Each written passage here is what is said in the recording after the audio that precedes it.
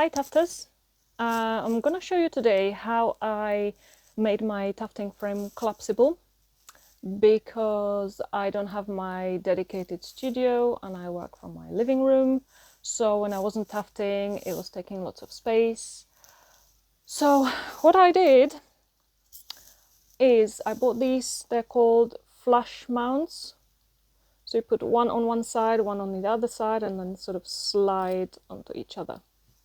They are sold in normal hardware stores to mount furniture on the wall or something. My frame is basically made of the frame and legs. So I unscrewed it, I split the legs and the frame, and then I put one set of these on the legs and one set of these on the frame. And when I want to put it together, I just slide the frame onto the legs. So yeah, let me show you how I did it.